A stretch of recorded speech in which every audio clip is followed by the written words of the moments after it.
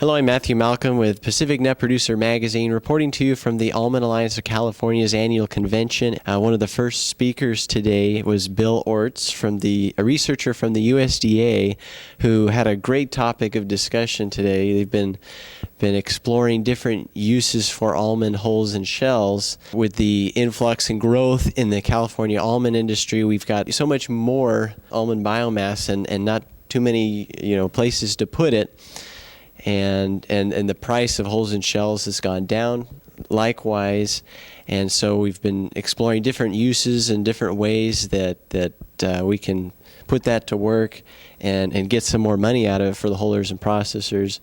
And Bill introduced the subject of utilizing it for plastics and tires, and there's some great promise there. Can you talk about that?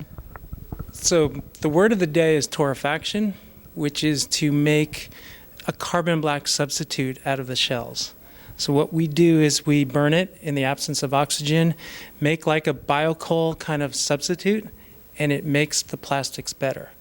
So you make it into like a carbon black, you grind it up, add it to the plastics, and the plastics get better.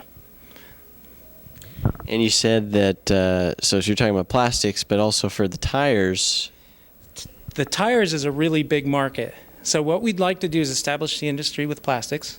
So small producers like, somebody that makes pallets or flower pots, and then expand to the tire companies when we've proven we can do this. Right. Now you said in tires, it's like 25% of a tire is... 25% is carbon black. And so if you burn shells, you can make a carbon black substitute, and you can make 25% of the tire be this carbon black substitute from shells. Right, and you guys are working on this right now. I mean, how soon are we going to see results? Okay, tire companies. So unfortunately, it depends on others, right? We throw ideas at folks, and they have to adopt them.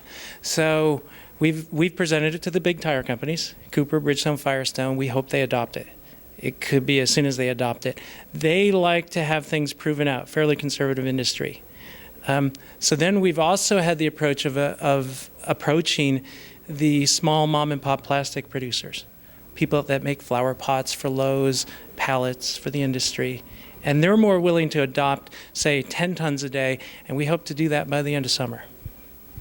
Awesome. Well, you said if the tire companies adopt this, they're going to use all of it. Is that true?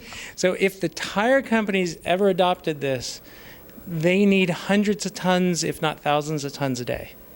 So a day. So their scales are massive, and they would like to buy up a lot of our shells. And then briefly, can you explain how we can convert almond biomass into this black charcoal? So torrefaction is the word of the day, and it's basically making charcoal out of it. So you put it in a semi-continuous oven. So you put it into basically an extruder that cooks it, that burns it at roughly 400 Fahrenheit for 20 minutes.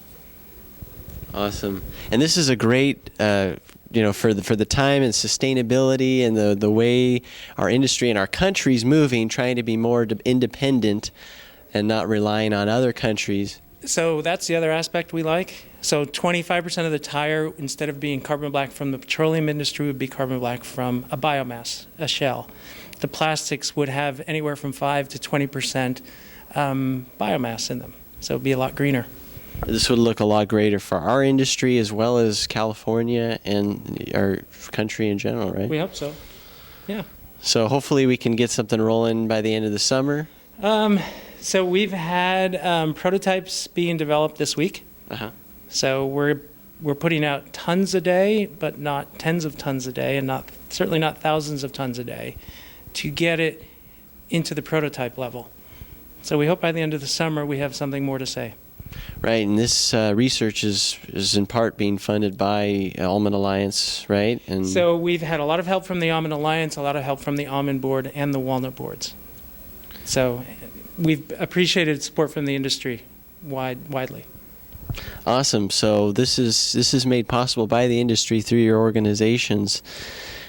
So be sure to stay tuned and look out for the potential of this in the future. We're excited, and read more about it in Pacific Nut Producer Magazine. I'm Matthew Malcolm, CaliforniaAgNet.com.